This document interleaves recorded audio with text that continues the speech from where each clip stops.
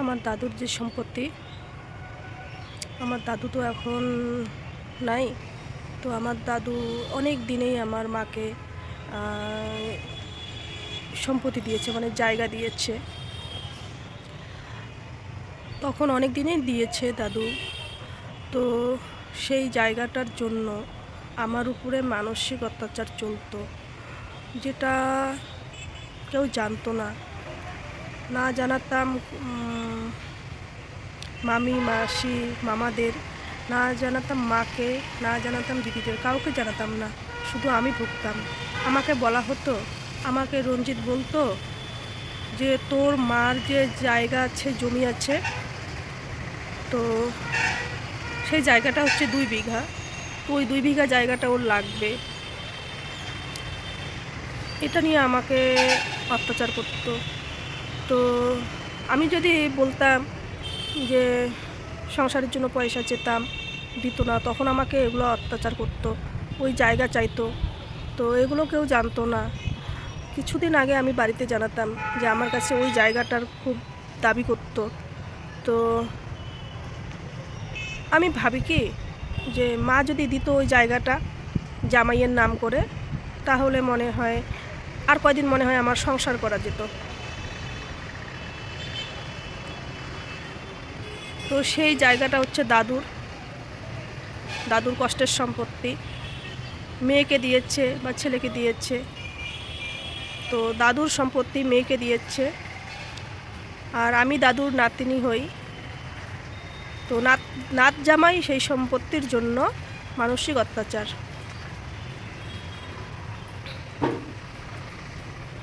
এইগুলো ঘটনায়, এইগুলো কথা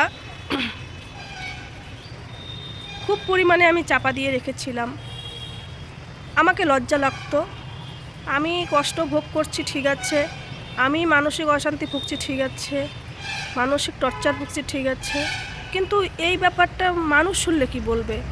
আমার মনে হতো যে আমার যে বাবার ফ্যামিলির লোকজন, আরও আত্মীয় স্বজন লোকজন, বা মামার বাড়ির, আমার দাদুর বাড়ির মামা মামি মাসি মেসো, বা আরও তো অনেকে থাকে, তারা শুনলে কি বলবে?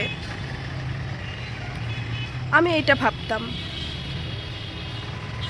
তো শুধু তোমরা যে বলো না যে বোন এগুলো কথা বলো না, এগুলো কথা বললে বা কালচার করলে তোমার শরীর খারাপ হবে। শরীর খারাপ না গো, আমি যদি কোনো দিন না থাকি না, এই জিনিসগুলো থাকবে। আর আমি এটাতেই খুশি হব যে যেগুলো আমি কোনো দিন লোকের সামনে বলতে পারি নাই, যেগুলো আমি লোকের সামনে কোনো দিন ব্যক্ত করতে পারি নাই, কতগুলো যে কুৎসিত ব্যাপারগুলো আছে ওগুলো আমি ব্যক্ত করতে পারি নাই, সেগুলো আমি রেখে যাব। যে আমার সঙ্গে এটা হয়েছে, কি করে?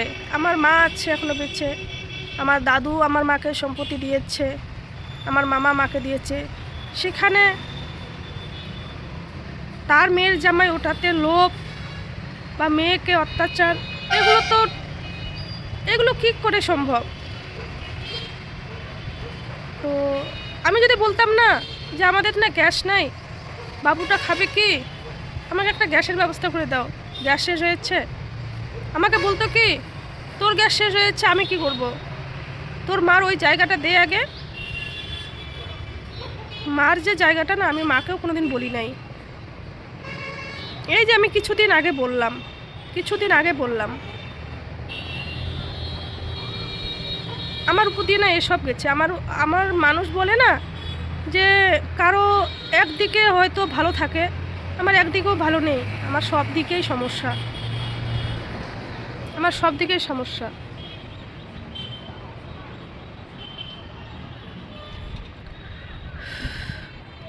তো আমি এত বছর তো এগুলো এভাবে গোপন রেখেছিলাম। ওর নিজের বাড়ি ছিল, ও পার্সোনাল যে পরে বাড়ি করেছিল, সেটা তো এখন অনেক ভালো করে মোটিফাই করে, অনেক ভালো করে, অনেক উন্নত করেছে।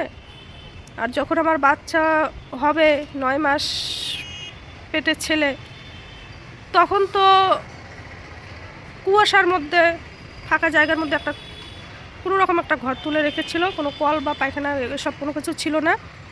তো আর আমাকে ওই বাড়িতে 1 বছর ছিলাম। ওই বাড়িতে সিজার হয়ে 1 বছর 1 মাস ছিলাম। ছেলে আমার হলো ওই বাড়িতে বয়স 1 বছর 1 মাস। আমি ওই পুকুরেই কাজ করতাম। 1 বছর বয়স যে ছেলের হয়েছিল, আমি ওই পুকুরেই কাজ করতাম।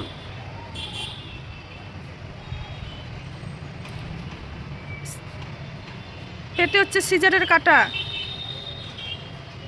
এক হাতে ছেলে কোলে, আর এক হাতে জলের বালতি নয়তো জলের ড্রাম। অনেক দূরের বাড়ি থেকে নিয়ে আসতাম। ছেলেকে রাস্তায় গামলার মধ্যে বসে রেখে পুকুর পাড়ে বাসন মাজতাম, কাপড় কাচতাম।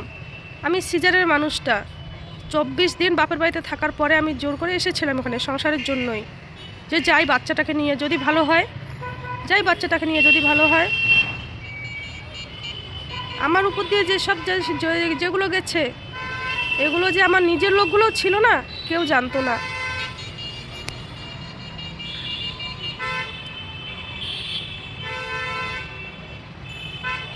তো ওভাবেই আমি যখন ওই বাড়ি থেকে আমাকে ছাড়ালো 1 বছর 1 মাস থেকে, তখনও কিন্তু ওই বাড়িতে কোনো কল পায়খানা ছিল না। বাস, ও সরি ভুল বললাম। আমি নিজে একটা কষ্ট করে পয়সা জোগাড় করে একটা কল দেওয়ার ব্যবস্থা করেছিলাম। বাস 1 মাসও বুঝে আমি কলটার জল খেতে পারিনি। তারপরেই আমাকে ছাড়ানো হলো। আমার মনের ভিতরে না অনেক কষ্ট, অনেক যন্ত্রণা, অনেক কষ্ট। আমার মাঝে মাঝে মনে হয় কি আমি চুপচাপ একটা নীরব জায়গার মধ্যে থাকি, আমার এমনটা মনে হয়। তোমরা দেখো না আমাকে হেসে হেসে ভিডিও করা, হেসে হেসে মজা করা, ভিডিও একটু মজার ছলে করি, তবুও কোনো কোনো মানুষের সহ্য হয় না।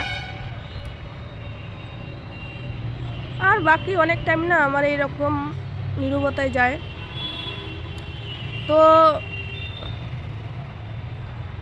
আমি মানুষের বাড়িতে যেতাম লেট্রিন পায়খানার জন্য, মানুষের বাড়ি থেকে জল টেনে খেতাম। তখন কিন্তু আমি সিজার, যেখানে সিজার হলে মাদের বলা থাকে 3 মাস না কত মাস কাজ না করার জন্য, সেখানে আমার এরকম দিন গেছে। তাই বলি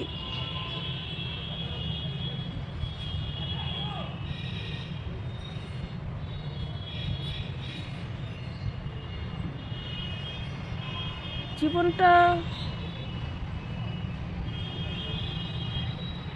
আচ্ছা, মানুষের তো এক দিয়ে না হয় দিক দিয়ে একটু ভালো থাকে বলো, তাহলে ভগবানকে আমার সব দিকেই খারাপ করে রেখেছে?